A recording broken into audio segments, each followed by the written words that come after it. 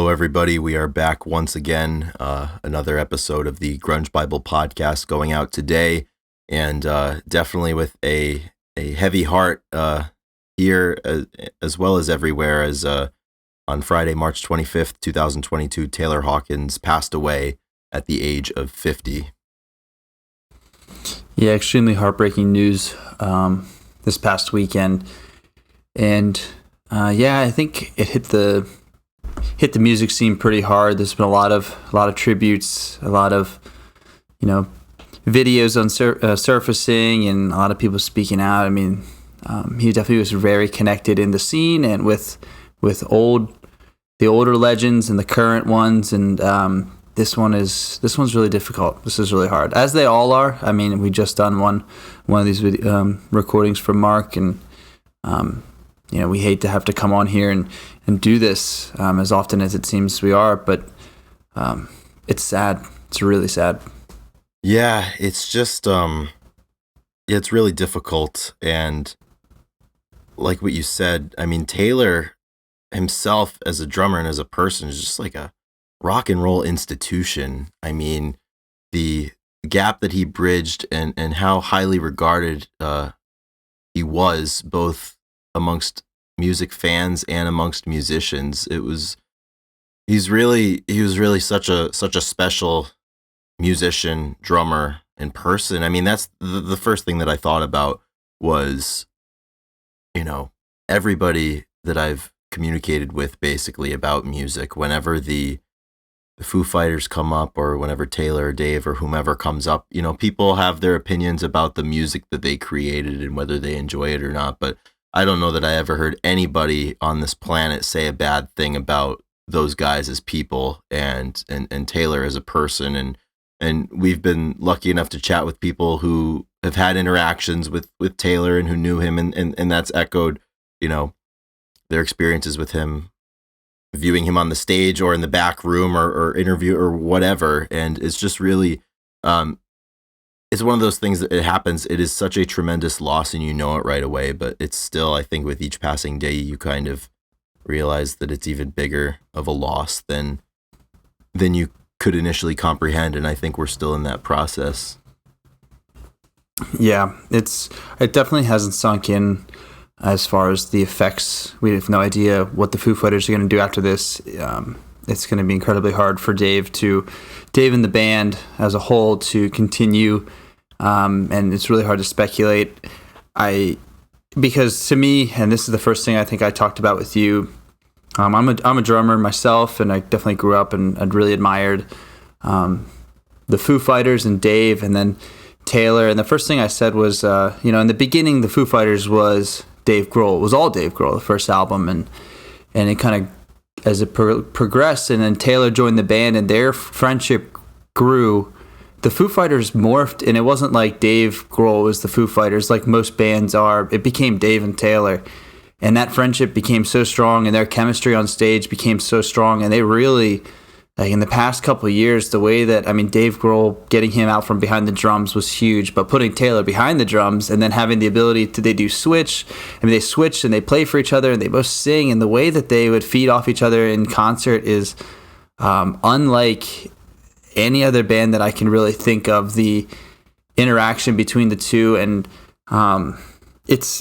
like I said, the Foo Fighters were Dave and Taylor at the end of it, and of course, the rest of the other members, but like you can't really talk about one and not the other when talking about the Foo.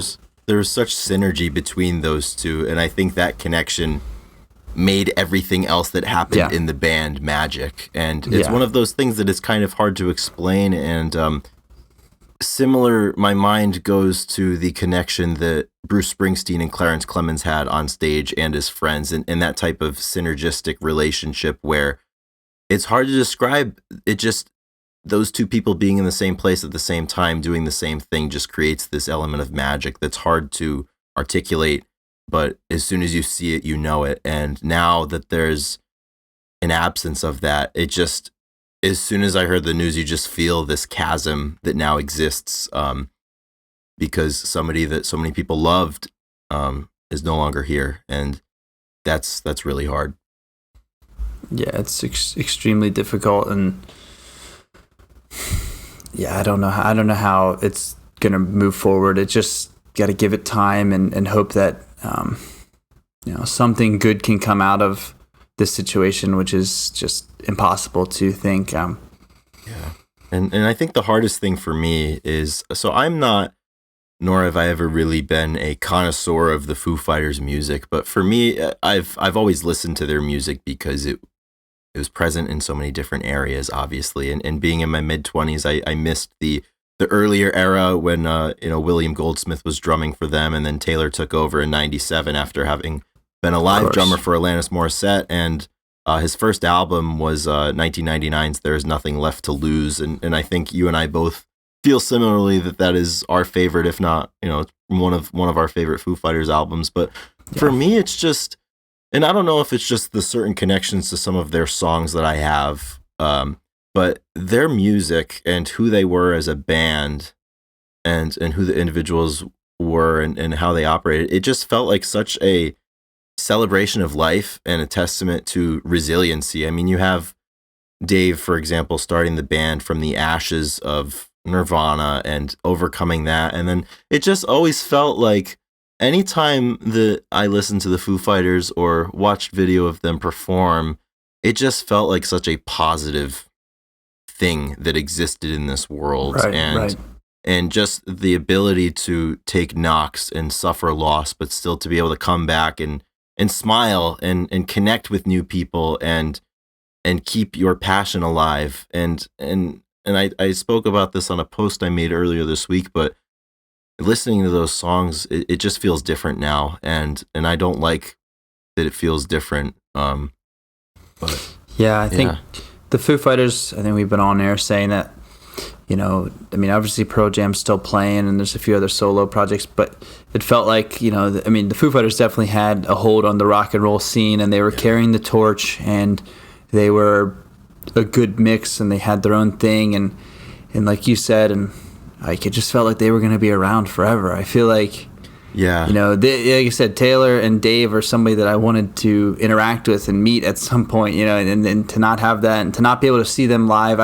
I've seen them 3 times or 3 or 4 times before, and each time in a different location, you know what I mean? But it was always like in the venue, but it's always incredible. I mean, they just put on such big shows, and and that's gone. That iteration of the Foo Fighters is gone, and if we have another one, it's going to look different. And bands have obviously continued with members passing, but this seems really, it just seems like a daunting task, and for a different reason. Like, of course, other members are really difficult, like with the new with William Duvall and playing for Lane, like that's obviously extremely difficult to continue playing, but they did, and it's awesome. So maybe there's hope for sure, but it just sucks. It just sucks. The thing that cuts me up the most about it is, and I don't know if this is a naive thought, but it's just this knee-jerk reaction I have when I'm thinking about things, but I'm not really thinking in depth about them, is the sense that everybody in that band, and Taylor and Dave specifically, they went through and they recovered from and they lived through and persisted through horrible things that happened to them, and such tragedy, and I just, like, it sucks because you feel like people that go through those things, Dave losing Kurt, and Taylor struggling with drugs and overdosing and nearly dying in 2001. It sucks because I sit here and I know those stories, and you think that is the struggle that they overcame, and if you have the resiliency to see your way through those things, then you deserve to prosper and be well, and to enjoy things. And going back to what you had said, if you always felt that they were always going to be around, I felt the same way, and I don't know how many times I'm going to make that mistake going forward, because I've made it a lot. Just assuming that, I guess in this context, bands, but even people, that they're going to be here, and you can't call it. You never know, and it sucks. I have no idea. I'd never seen the Foo Fighters live.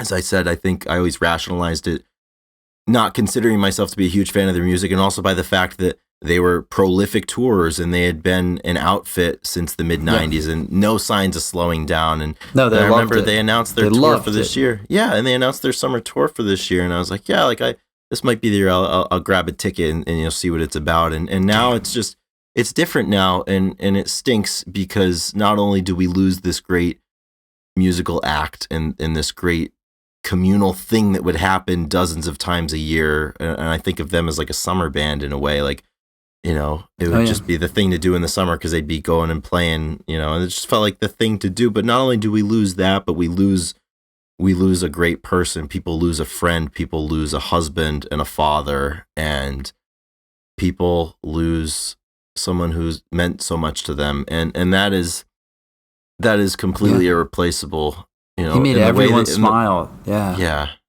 that's the thing, man.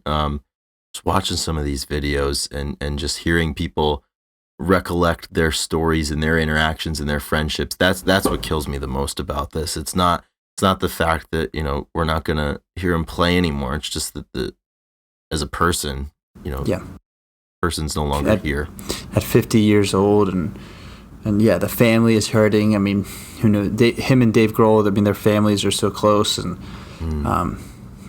you know, that's losing your best friend, and losing your husband, and so it is extremely sad to and it's like 50 years old, you know. He's 50, and that's the thing.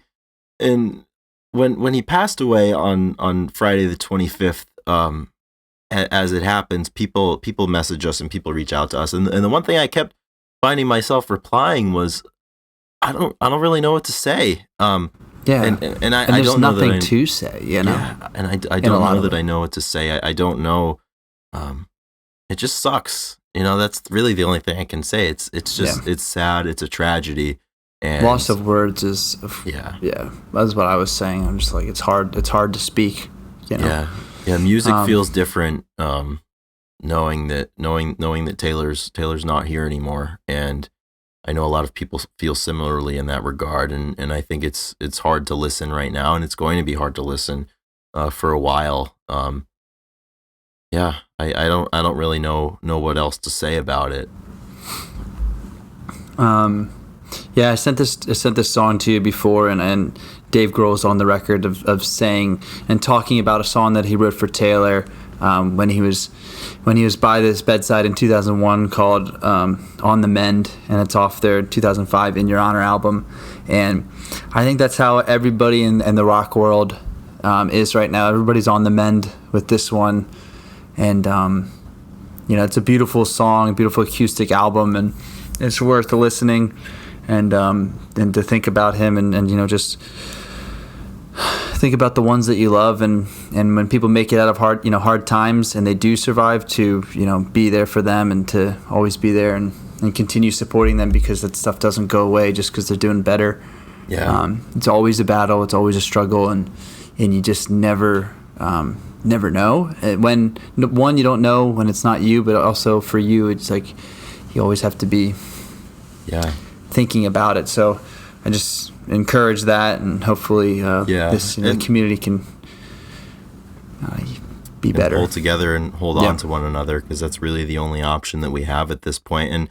And for me, I think my first baptism into the Foo Fighters was, I think, back when I was in high school, and Wasting Light came out in 2011, and two of their more popular songs, you know, These Days and Walk, and they talk about a lot of the things that I associate the Foo Fighters with, resilience and not taking things for granted. And it really sucks too, because I think in life in general, you just kind of end up taking things for granted, and the answers and reminders of that are to not do that are around us all the time. I mean, even in these songs, for example, that Taylor would play on, you know, These Days, for example, when what that song talks about. And sometimes you just, when you're unintentional about it, you fall back into just kind of taking things for granted, and it stinks, because I think tragedies like this are always the most sobering reminders to not do that. And I think it's, every time this happens, it's a reminder for me to be more intentional about not doing that, because you never really know, and yeah, you just don't know. Yeah. I think probably won't go on too much longer because it is tough to talk about and have the right certainly. words.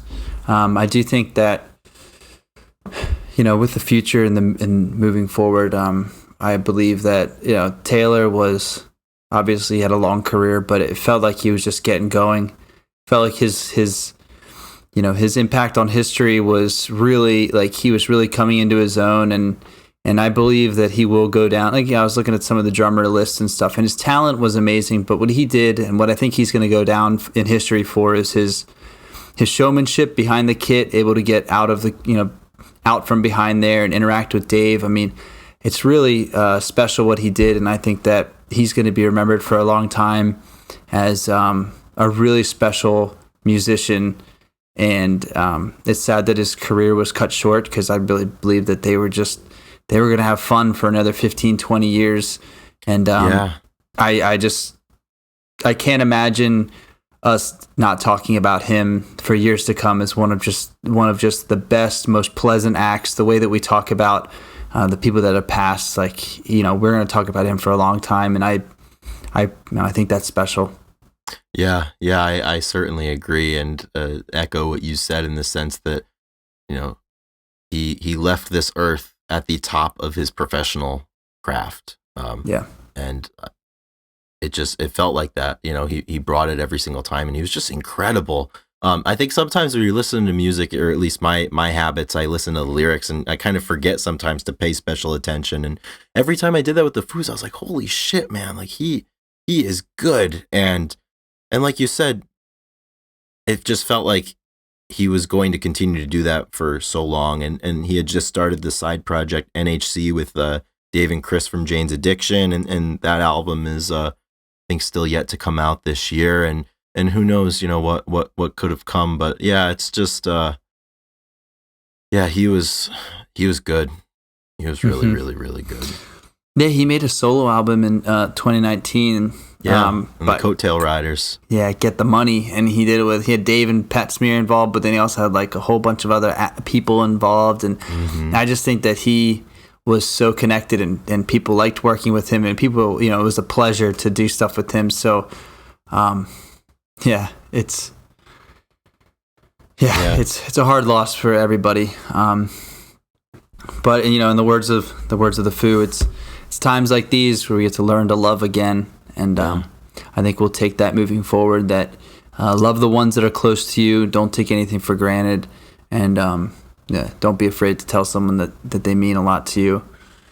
And just be there. Be there, because darkness and hard times come at the worst times. So yeah, I totally agree. So we thank you for listening today, and together we can share in Taylor's memory, and share the stories and the things about him that made him special, because I think that helps the healing process, and we can move forward and hold on to one another, and just care for one another, because that's all we can do. So in honor of Taylor Hawkins, may he rest in peace, age 50, 1972 to 2022. Rest in peace. We love you, Taylor.